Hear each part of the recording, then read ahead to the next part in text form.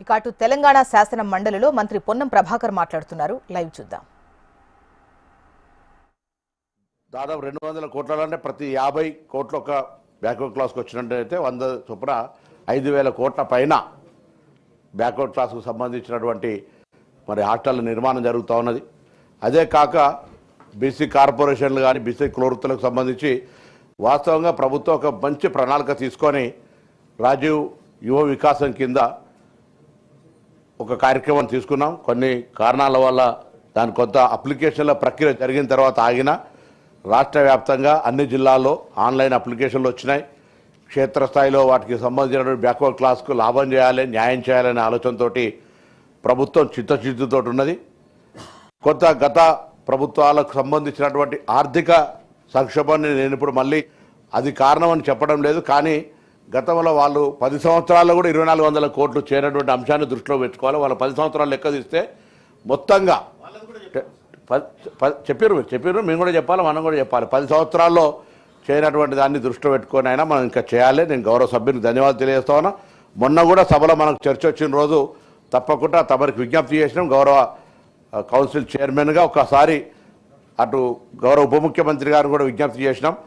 ప్రభుత్వం తరఫునే తొందరలోనే ఒక బలహీన వర్గాల ప్రజాప్రతినిధులు సమావేశం ఏర్పాటు చేసి అందులో తీసుకోవాల్సిన చర్యలు, కేటాయించబడ్డ బడ్జెటు, ఖర్చు అవుతున్నటువంటి పద్ధతి, ఇంకా ఖర్చు చేయాల్సిన అవసరాలు, ఇంకా తీసుకోవాల్సిన కార్యాచరణకు సంబంధించి తప్పకుండా ఒక ప్రణాళిక తీసుకుంటాం.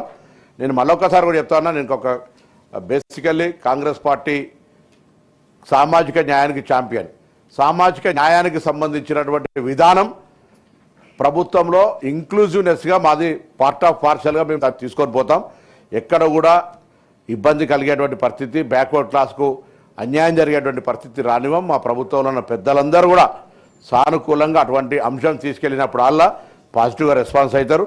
కళ్యాణ లక్ష్మికి సంబంధించి చెప్తా ఉన్నాం. మేము కళ్యాణ లక్ష్మిని కూడా అనేక సందర్భాల్లో మేము ప్రభుత్వం తరఫున 0 కేసు, అంటే పెళ్లి చేసుకొని అప్లికేషన్ వచ్చిందంటే అది బడ్జెట్లో కేటాయిస్తే పెళ్లి చేసుకోకపోతే కూడా పైసలు ఇచ్చేది కేసు, అది స్కీమ్ కాదు అధ్యక్ష. మీ దగ్గర కూడా గౌరవ శాసనసభ్యులు సంతకాలు పెట్టి పంపిన తర్వాత 1 నిమిషం కూడా ఆలస్యం లేకుండా, పెండింగ్ అనేది లేకుండా కళ్యాణ లక్ష్మి గ్రీన్ ఛానల్ ద్వారా పేమెంట్ జరుగుతుంది అధ్యక్ష. నేను మొన్న కూడా మా అధికారులు వచ్చి కొంత అప్లికేషన్ ప్రాసెస్లో జిల్లా అధికారులు నేను మీ ద్వారా కూడా కోరుతాను. నేను గౌరవ ఉప ముఖ్యమంత్రి గారు ఇక్కడే వేదిక సభలో ఉన్నారు. జిల్లా యంత్రాంగం కొంత ప్రతిపాదనలు పంపడంలో ఏమైనా జాప్యం జరుగుతుండొచ్చు. శాసనసభ్యుల సంతకాలతోటి అక్కడ రెవెన్యూ అధికారుల వెరిఫికేషన్ తర్వాత పంపినట్టయితే గ్రీన్ ఛానల్ ద్వారా పేమెంట్ అవుతుంది. కళ్యాణ లక్ష్మికి సంబంధించిన కేటాయించిన బడ్జెట్లో ఎక్కడ జాప్యం లేదు అనేటువంటి మాట మీ ద్వారా గౌరవ సభ్యులకు తెలియజేస్తాను. ఇంకా కాటమయ్యకు సంబంధించి కూడా చాలా కిట్స్ ఇచ్చినాం. వాటికి సంబంధించిన ప్రాసెస్ జరుగుతూ ఉంది, అది తయారవుతూ ఉన్నాయి.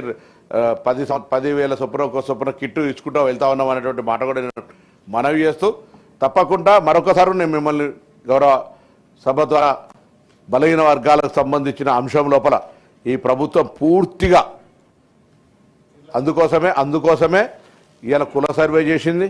కుల సర్వే ప్రకారంగా ఒక దానికి ఎక్స్పర్ట్ కమిటీ వేయడం జరిగింది. ఆ ఎక్స్పర్ట్ కమిటీ నివేదిక మీద కూడా చాలాసార్లు సందర్భాల లోపల సమావేశాలు ఏర్పరచుకున్నాం. ఒక ప్రణాళిక తయారు చేస్తున్నాం. ఏ విధంగా ఏ స్కీమ్లా ఎవరిని మనం ఆ కమ్యూనిటీ బ్యాక్వర్డ్గా ఎట్లా ఉన్నారు, ఎట్లా తీసుకురావచ్చు అనేది చూసినాం. అందులో కూడా అన్నింటికీ మూలం విద్యనే. విద్య ఉన్నట్టయితే కులాలకు అతీతంగా ఎదిగగలిగేటువంటి సందర్భం ఉంది. కాబట్టి విద్యకు అత్యంత ప్రాధాన్యత ఇచ్చే విధంగా గురుకులాలను పటిష్టవంతం చేయడం కావచ్చు, గురుకులాలకు సంబంధించిన మెనూను ఛార్జెస్ పెంచడం కావచ్చు, వాళ్ళకు పేమెంట్ కూడా గతంలో చాలా కాలంగా పెండింగ్ ఉండి బిల్డింగ్ల కిరాయి కట్టకపోతే బిల్డింగులు ఖాళీ చేసేటువంటి పరిస్థితి ఉంది అధ్యక్ష. దాని నుంచి ఈరోజు పేమెంట్ ఎప్పటికప్పటికి క్వార్టర్లీ క్లియర్ చేసుకుంటూ ఎక్కడ కూడా ఆపరేషనల్ ఇబ్బంది లేకుండా అడిషనల్ కొంత ఇన్వెస్ట్మెంట్, అడిషనల్ అదర్ స్కీమ్స్కు సంబంధించి అంటే స్కిల్ డెవలప్మెంటో లేకపోతే లోనింగో లేకపోతే వాళ్ళకు సెల్ఫ్ ఎంప్లాయ్మెంట్కి సంబంధించిన ఇష్యూలో కొంత ఉండొచ్చు. కానీ అది కూడా రాజీవ్ వికాసం ద్వారా మేము ఆ రోజు పరిష్కారం అయితే అనుకున్నాం. కొంత ఈ జాప్యం జరిగినా తప్పకుండా మరొక్కసారి మీ ద్వారా గౌరవ సభ్యులకు అందరికీ కూడా తెలియజేస్తాను, ఈ ప్రభుత్వం బలహీన వర్గాల అభివృద్ధికి కట్టుబడి ఉంది. దానికి సంబంధించి త్వరలోనే ఒక బలహీన వర్గాల ప్రజాప్రతినిధుల సమావేశం ఏర్పాటు చేస్తాం. ప్రభుత్వం పక్షాన తప్పకుండా ఒక దిశానిర్దేశం తీసుకొని భవిష్యత్తు కార్యాచరణ తీసుకొని దానికి అనుగుణంగా ఇప్పుడు కేటాయించిన బడ్జెట్లో ఖర్చు, రాబోయే బడ్జెట్లో కేటాయించడానికి తీసుకోవాల్సిన చర్యలకు సంబంధించి కూడా తప్పకుండా గౌరవ సభ్యుల సలహా సూచనలు తీసుకొని ముందుకు పోతాం.